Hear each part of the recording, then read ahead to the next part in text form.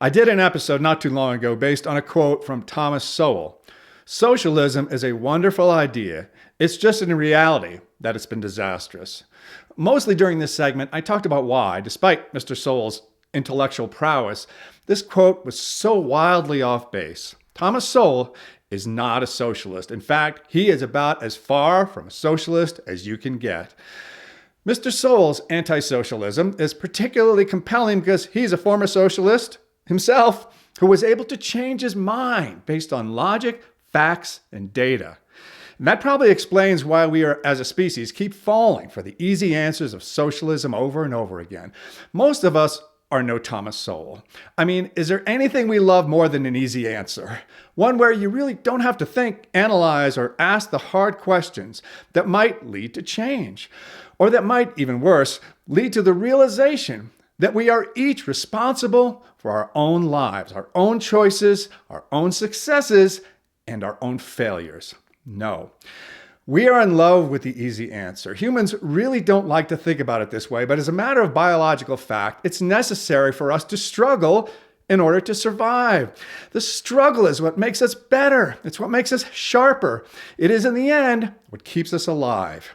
Take away the struggle and you take away our humanity. And this, in many ways, is the exact opposite of the way many people think about the human species. Many people think that the struggle is something to be avoided at all costs, that the idea that there will inevitably be winners and losers in the struggle is somehow distasteful and barbaric, that the only humane way to exist is in a world where results are guaranteed. What could be easier than that? So socialism offers us the easy answers that we want, and all too often, we just take them. Because at this point in our evolution, we are simply not smart enough not to.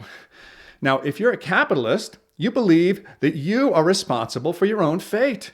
That if you succeed, it is because your efforts were effective. And if you fail, it's because they were not.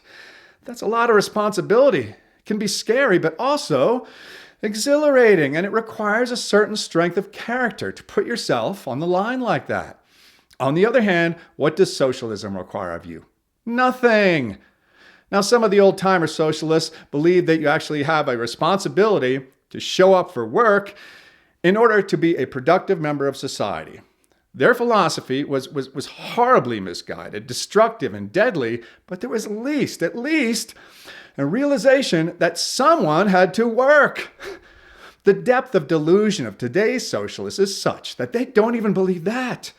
Only the rich people have to work, and they'll keep working just as hard and making just as much money when it's basically all confiscated and given to a bunch of couch potatoes. Really? But whether you're dealing with an old-timer socialist or the modern version, none of them believe that you are actually responsible for the results that your work produces.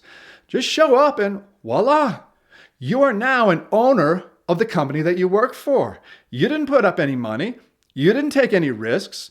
And probably more importantly, you didn't spend any sleepless nights worrying about whether you made the right choices or not. It doesn't matter what choices you made. The company is yours. All you have to do is show up. Nice, huh? And the best part of being a socialist in a non-socialist country, ironically, this is where some of the most fervent socialists tend to be, you don't have to give up any of your stuff. Now, you may have acquired your stuff in the brutal, cutthroat, barbaric world of capitalism. That should be abolished tomorrow. But that doesn't mean you have to give up any of your stuff. Nice, huh? Illogical, yes. Childish, yes. Destructive, yes. But easy. It is easy. And that's why this morally and financially bankrupt philosophy just keeps doddering along. Humans, pay attention.